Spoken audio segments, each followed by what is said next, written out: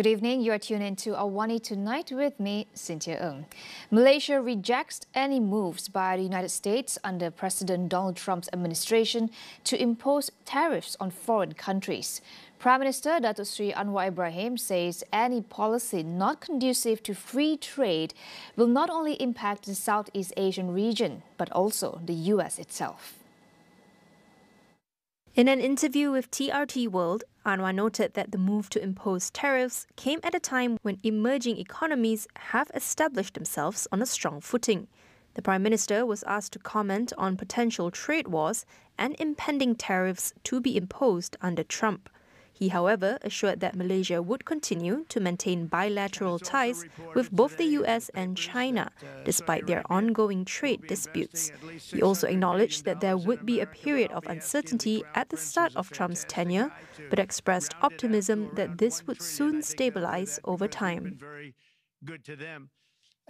The Aero train service in Kuala Lumpur International Airport, KLIA, is expected to resume service in the second quarter of this year.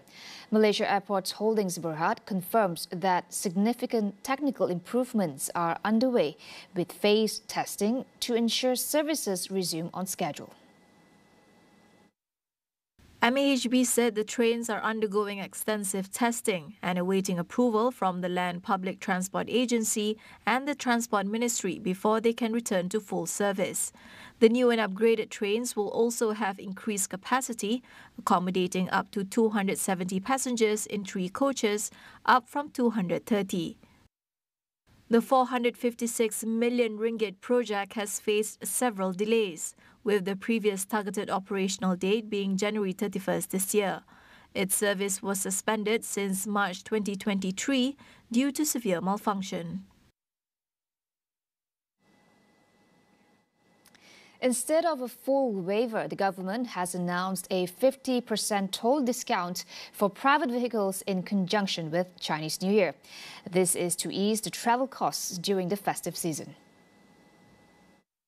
Works Minister Datuk Seri Alexander Nantalinggi stated that the discount will be applicable at all highway toll plazas nationwide, with the exception of the Sultan Iskandar Building and Tanjung Kupang toll plazas located at Malaysia's borders. The discount will be effective from 12:01 a.m. on January 27th until 11:59 p.m. on January 28th and applies to Class 1 private vehicles. Nanta said his earlier announcement regarding toll waivers during festive seasons, which was set to end after Christmas 2024, was based on the Cabinet's decision on December 20th, 2024. However, he added that today's Cabinet meeting agreed to provide a 50% toll discount for Chinese New Year 2025, in line with the Madani government's agenda to promote unity and well-being among the people. We'll be back with more after the break.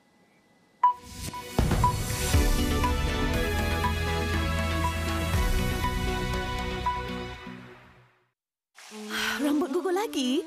Macam mana Gunakan Pantene Baharu dengan provitamin mikro yang meresap dan menguatkan rambut dari dalam.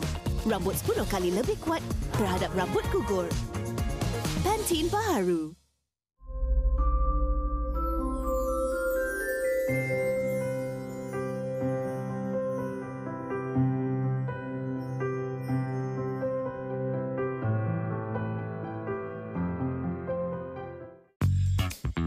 Menggaruk kulit kepala disebabkan kelumur, masalahnya lebih mendalam. Gunalah Head & Shoulders menembusi 5 lapisan untuk membasmi kelumur dan kegatalan. Bebas kelumur sehingga 100%. Head & Shoulders diuji secara dermatologi.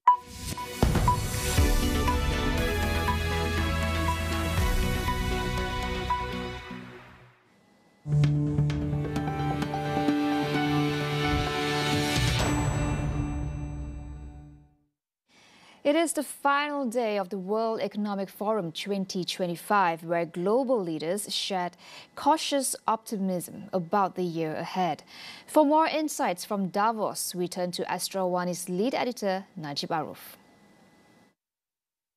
Thank you, Studio. World Economic Forum 2025 has come to an end. As we all know, many topics have been discussed here. Geopolitical tension, geostrategic, as well as sustainability.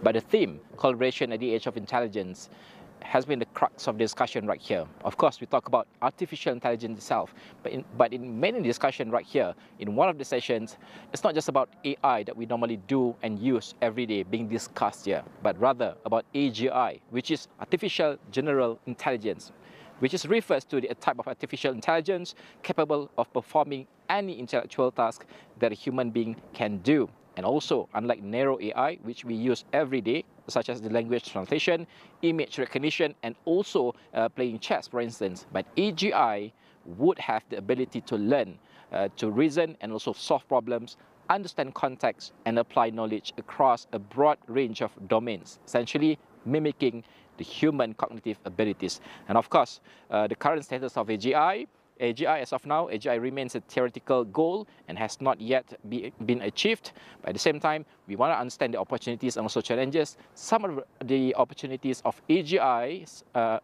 are solving complex global problems such as climate change and also disease eradication, and also advancing technology, and as well as enhancing human productivity. But the consides, the challenges of it, ethical concerns about autonomy, and also potential job displacement and misuse of AGI for harmful purposes. These are some of the discussion being discussed right here in Davos, Switzerland. But AGI at the same time remains one of the most ambitious and most debated goals in artificial intelligence research. So in one of the sessions, Dario Omadi, which is the CEO and also co-founder of Anthropic, said that by 2026 and 2027, we will have AI systems that are broadly better than almost all humans at almost all things. And while Andrew Ng, which is the executive chairman lending AI, said that we cannot control AI 100%, but we're surely getting better day by day. Let's listen to what these two gentlemen had said about AGI. I've become probably in the last 3 to 6 months more confident that we really are heading towards AI systems that are better than almost all humans at almost all tasks. My guess, and I'm still not certain of it, but I think with some of the things we've seen with models starting to be as good as PhD students in areas like math and programming and biology, it is my guess that by 2026 or 2027, we will have AI systems that are broadly better than almost all humans at almost all things. I tend to view AI as a tool, and I think it's wonderful to get to AGI because then all of you would better have an army of interns. They're very smart to do whatever you want them to do. So I think it'd be wildly exciting to empower every single human to have all these agents or AI things working for them. By the way, intelligence is one of the most expensive things in today's world. That's why it costs a lot to get a doctor or hire a tutor. But if we can make intelligence cheap and give it to everyone, I think we will have a wonderful tool to empower a lot of people. And so the way we're not used to thinking about things is, what if we have millions of copies, I called it a country of geniuses in a data center, of agents that are better than humans at everything? What limits? Do we just immediately solve all of the world's problems? I don't think that happens. For example, self-driving cars are difficult. So I think we're going to be limited by the physical world, by deployment cycles, and often by laws. If we take the pharma case as an example, we still need to run clinical trials. There's still physics and biology. But I think the AI systems will get better at things that used to be late-stage clinical trials can become early-stage clinical trials. Things that used to be early-stage clinical trials can be done in vitro. Things that can increasingly be simulated. I do think there will be a great acceleration. If I had to guess, and this is not a very exact science, my guess is that we can make 100 years of progress in areas like biology in 5 or 10 years if we really get this AI stuff right. So when people talk about AI being dangerous, I think it sounds a lot like talk about your laptop computer being dangerous. Absolutely, your laptop can be dangerous because someone can use your laptop to do awful things, just like someone could use AI to do awful things. We should pass laws to stop them. So that's how I tend to view AI. There's an alternative view of AI, which is not mine, which I think is if AI is this sentient alien being with its own wants and desires, it could go rogue. In my experience, my AI sometimes does bad things. I just program it to stop doing that, and I can't control it perfectly, but every year, our ability to control AI is improving. However, of course, we have the sessions as well where the experts, mainly from the academician side, here in Davos, voicing out their concern in regards to AGI and also AI, with the rapid advancements of AI as well, and development probably surpass the human capacity and also the normal human ability to comprehend AI itself, which is the Joshua Bengio, which is a professor at University of Montreal, warns that the dangers of building machines with their own agency and goals, emphasizing the difficulty of controlling AI. At the same time, we have Eugene Choi, which is professor and senior fellow at Stanford University, stresses the importance and the need of greater investment in terms of understanding generative AI or Gen AI, and urges prioritizing AI applications that address humanity's challenges and disaster problems that we've seen happening around the globe. Let's listen to both of these panelists. So, indeed, we are on a path where we're going to build machines that are more than tools, that have their own agency and their own goals, and that is not good. And you're saying it's okay, we're going to find ways to control them. But how do you know? Like right now, science doesn't know how we can control machines that are even at our level of intelligence, and even worse if they're smarter than us. Nobody knows. And what we find in the behavior of AI that exists today, but presumably even worse when they are smarter, is that they also find loopholes. When you have contrary objective, like make a lot of money and respect the laws, well, you find a way to interpret the instructions about what's moral in a way that favors some other objective. And it's exactly the same thing that is happening with AI. So I think it is a fundamental problem. It is, we need democratic process to try to clarify what we want from AI.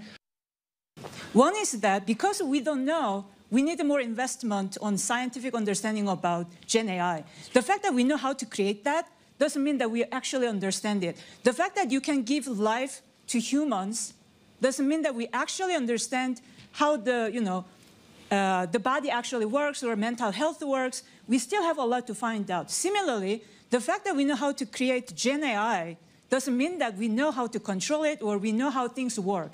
We do not know the limits of it. I wish that things progress slowly, personally, even though I'm very much in the middle of it and excited about it. But I wish it goes slow, but it's not going to go slow. It's only going to go faster. In that case, what can we possibly do? I think we need to invest more into the efforts of making human lives better using AI, as opposed to just making AI better for itself. And what I mean by that is try to address really hard questions that humanity faces. Like, it could even include how do we deal with natural disasters, wildfires? Is there a way to somehow simulate it, somehow predict it, and then also find a way to slow things down, address the outcome better? And of course, the rapid advancements of AI present an extraordinary opportunity to reshape industries, solve global problems, and also redefine the limits of human-machine collaboration. However, as highlighted by the panelists, it is also a system may soon surpass human capabilities in many domains, and also challenges of controlling and alignment with human values remain critical. And the concerns raised by scholars such as Joshua and also Eugene emphasizes the importance of careful and deliberate progress, prioritizing ethical frameworks, safety, and also application of AI to address humanity's most pressing needs. This is a wrap from World Economic Forum 2025 right here in Davos, Switzerland. Goodbye.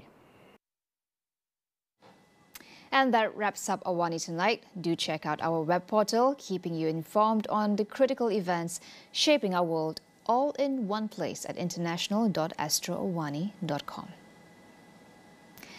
That's all for now. I'm Cynthia Ng. Thank you for watching and good night.